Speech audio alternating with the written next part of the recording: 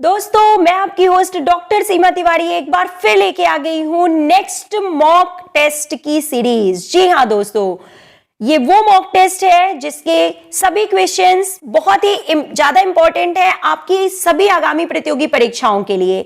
तो इस mock test को आप हमारे साथ सॉल्व करते चलिए और अपना स्कोर हमें कमेंट बॉक्स में लिख के जरूर बताइएगा। So let's start with question number 1। If there are 14 teams in a single elimination tournament, यानी कि नॉकआउट टूर्नामेंट की बात की जा रही है कि अगर नॉकआउट टूर्नामेंट या सिंगल एलिमिनेशन टूर्नामेंट में 14 टीमें हैं, n इज इक्वल टू 14, तो कितने बाइज दिए जाएंगे? तो क्या होगा करेक्ट आंसर? देखिए दोस्तों, आपको बता दें कि बाई निकालने का जो फॉर्मूला होता है वो होता है नेक्स्ट द पावर ऑफ 2। तो ये देखिए यहाँ पे नेक्स्ट द पावर ऑफ 2 अगर हम देखते हैं तो यहाँ पे क्या मिलेगा हमें आंसर?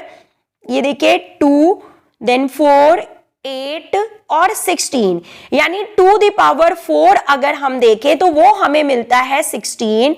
यानी नेक्स्ट द पावर ऑफ 2 कौन सा है? यहाँ पे 16 है। और इस 16 में से यानी नेक्स्ट टू द पावर 4 यानी 16 में से जब हम नंबर ऑफ टीम्स को माइनस करते हैं जो कि है 14, यहाँ पे नंबर ऑफ टीम्स कितने हैं हमारे पास? 14। तो जो हमारा करेक्ट आंसर है नंबर ऑफ बाइज वो क्या होगा आप बताइए? 2। तो क्या है correct answer? Option number 1 2। Next the power of 2 यानी 16 से जब हम नंबर ऑफ टीम को माइनस करेंगे तो हमें मिलेगा नंबर ऑफ बाइज, जो कि क्वेश्चन में यहां पे पूछा गया है। तो 16 माइनस 14 किया हमने तो करेक्ट आंसर हमारे पास आ गया ऑप्शन नंबर 1 दैट इज 2। तो 2 बाई दी जाएंगे। नेक्स्ट क्वेश्चन देखिए, इट इज आस्किंग कि what kind of skills require greater number of repetitions, यानी कि कौन से प्रकार की कुशलताओं में ज्यादा संख्या में पुनरावृत्ति की जरूरत होती है। ओके, और ये देखिए चारों ही ऑप्शन आपको यहां पे स्क्रीन पे नजर आ रहे हैं। और क्या है करेक्ट आंसर? आप सभी को पता ही चल गया होगा, complex skills is correct answer. Option number 3 is correct here. Complex skills require greater number of repetitions. Next question is asking कि how many total jumps are there in 3000 metre steeplechase race. ये वो most important question है जो सभी प्रतियोगी परीक्षाओं में as it is पूछा जाता है। तो बताइए दोस्तों कि 3000 मीटर स्टीपल चेज रेस में कुल कितनी छलांगे होंगी, यानी कि टोटल नंबर ऑफ जंप्स की बात यहां पे की जा रही है। And the correct answer is option number 2 35। और दोस्तों क्वेश्चन ऐसे भी पूछा जाता है कि कितनी नॉर्मल हर्डल्स होंगी, तो 28, और कितनी वाटर हर्डल्स यानी वाटर जंप होंगी तो 7, और ये दोनों मिला के जो बनता है टोटल नंबर ऑफ जो जंप्स होंगी वो कितनी होंगी? 35। तो ये भी आपको पता होना चाहिए। 28 + 7, 28 normal hurdles and 7 water hurdles will be there. Now the next question is asking कि which of the following is not a principle of officiating. बहुत ही अच्छा क्वेश्चन है। देखिए कि निम्न में से कौन सा निर्णयन का सिद्धांत नहीं है, यानी कि ऑफिशिएटिंग का प्रिंसिपल नहीं है। And what is correct answer? No use of signals. Option number 4 is correct here. संकेतों का कोई उपयोग नहीं होता है ऑफिशिएटिंग में। तो देखिए जो करेक्ट आंसर है वो हम आपको बताते हैं। करेक्ट जो इसके पार्ट्स होते हैं ऑफिशिएटिंग के प्रिंसिपल्स कौन कौन से हैं? Physically and mentally present, correct answer. Interpretation of rules और क्विक डिसीजन, ये सभी जो है ऑफिशिएटिंग के प्रिंसिपल्स में शामिल किए जाते हैं, और यूज ऑफ सिग्नल्स यहां पे नहीं होता है।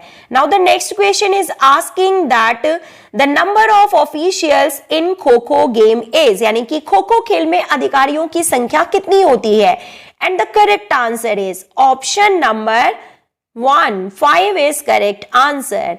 Next question is asking which of the following is not a way in which batsmen can be given out according to ICC cricket rules, यानी कि ICC क्रिकेट नियमों के अनुसार बल्लेबाज को आउट ठहराने का कौन सा तरीका नहीं है।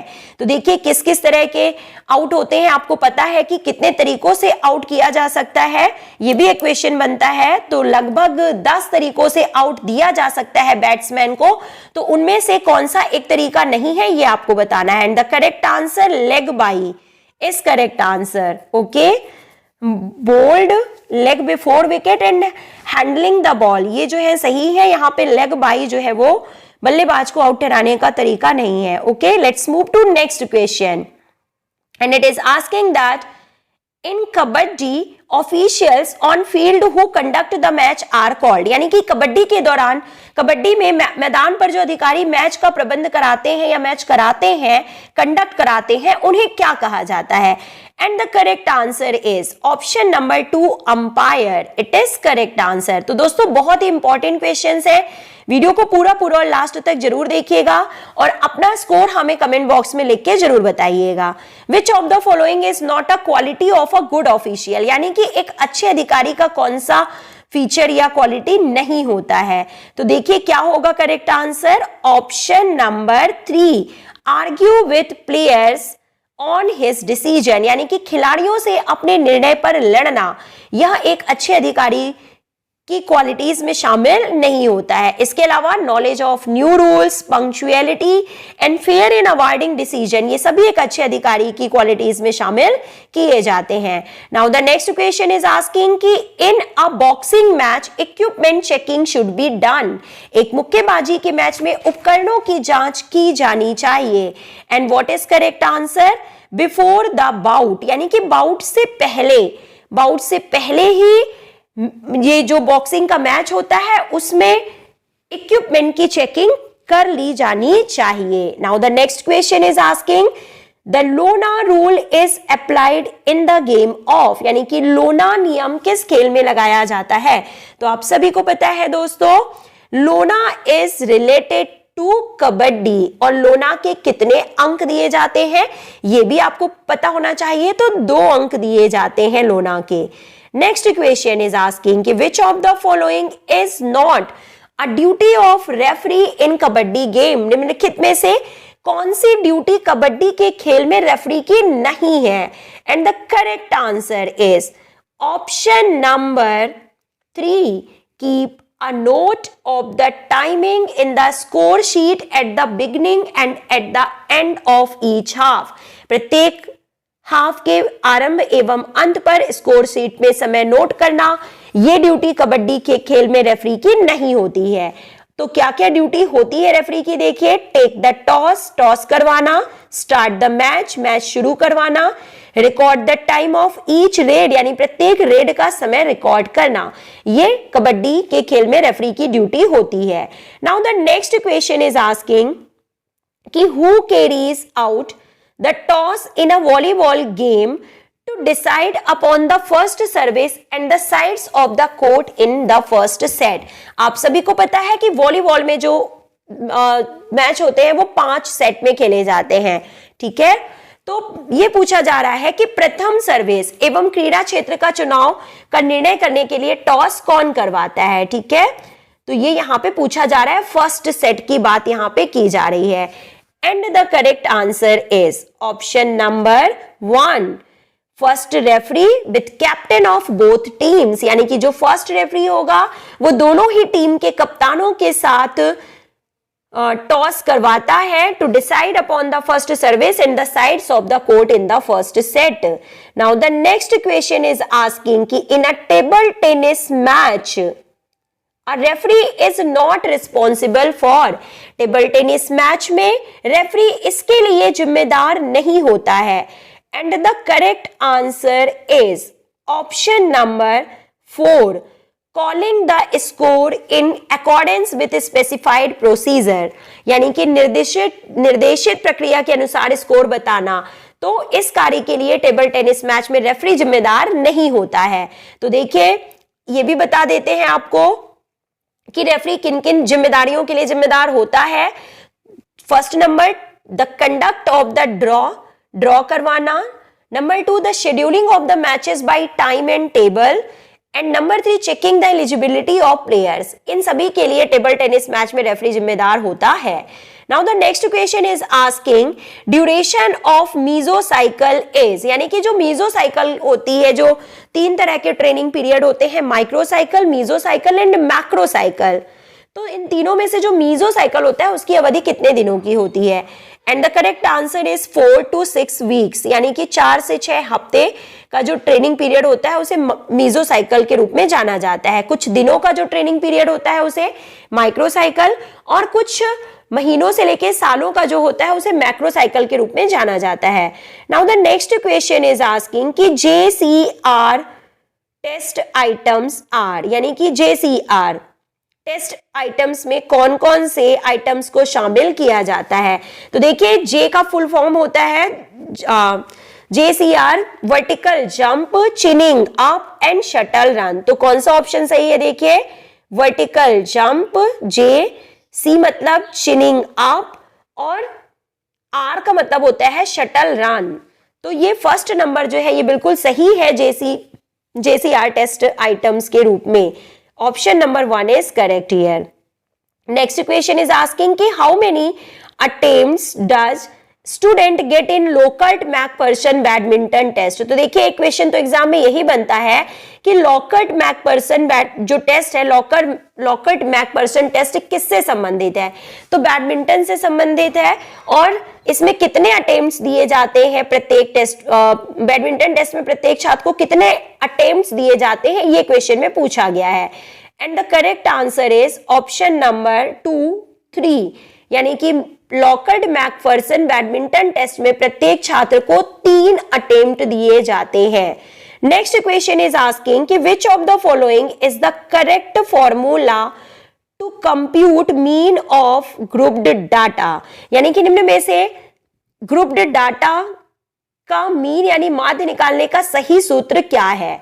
What is correct formula to compute mean of grouped data? And the correct answer is देखिए option number 3 is correct answer. Mean is equal to summation FX, यानी कि जितने भी आइटम्स दिए हुए हैं उन सबका total upon number of items से उसको डिवाइड कर देना है। ठीक है, टोटल नंबर ऑफ आइटम्स यानी नंबर ऑफ आइटम्स जो है उनका एवरेज निकालना है, आपको उसको टोटल करना है, और जितने आइटम्स या नंबर n दिए हुए हैं उससे उसको डिवाइड करना है। तो ये होता है मीन निकालने का सही formula. Now the next question is asking कि which of the following is not a test item of AAHPERD youth fitness test. तो देखिए ऑफर्ड का फुल फॉर्म क्या होता है? American Alliance for Health, Physical Education, Recreation and Dance. ये full form भी exam में कई बार पूछा जा चुका है। तो ऑफर्ड फिटनेस टेस्ट का टेस्ट आइटम कौन सा नहीं है ये आपको बताना है। And the correct answer is vertical jump. Option number 2 is correct here. Vertical jump जो है वो ऑफर्ड यूथ फिटनेस टेस्ट में शामिल नहीं होता। इसके अलावा पुलअप्स यानी कि pushups for boys and pullups for girls होता है, सिटअप्स होता है, शटल रन होता है, ये सब शामिल किए जाते हैं। और देखिए जो वर्टिकल जंप है वो JCR टेस्ट का एक टेस्ट आइटम है, पहले ही हमने आपको बता दिया है। Let's move to next question now कि which of the following equipment is used to measure vital capacity of an athlete, यानी कि निम्न में से कौन सा उपकरण एक एथलीट की महत्वपूर्ण क्षमता को मापने के लिए इस्तेमाल किया जाता है? And the correct answer spirometer is correct answer. Next question is asking कि which of the following is not A method to test reliability, कौन सी विधि विश्वसनीयता को परीक्षण करने की नहीं है? तो देखिए test retest reliability, split half reliability and parallel form reliability, ये तीनों ही टेस्ट जो है ये रिलायबिलिटी को मापने के लिए यूज होते हैं, मेथड होते हैं। लेकिन जो नंबर 3 पे दिया हुआ है कंटेंट रिलायबिलिटी जो है वो is not a method to test reliability, ये रिलायबिलिटी के टेस्ट के लिए कोई भी एक आइटम नहीं होता है, तो ये यहाँ पे सही है। Okay, now let's move to last question of the series, that is homework question of the mock test कि शेल्डन के शरीर के प्रकार के वर्गीकरण के अनुसार गोल, मोटे और मुलायम शरीर वाले व्यक्ति कौन से थे? According to Sheldon's classification of body type, persons having round, fat and soft bodies are. तो इन्हें किस प्रकार में शामिल किया गया था इस तरह के व्यक्तित्व वाले पर्सन्स को? तो इसका आंसर आप हमें कमेंट बॉक्स में लिख के बताइएगा। साथ ही साथ आपका स्कोर क्या है वो भी कमेंट बॉक्स में जरूर लिखें। मिलते हैं नेक्स्ट वीडियो में। Till then take care, good bye, have a nice day.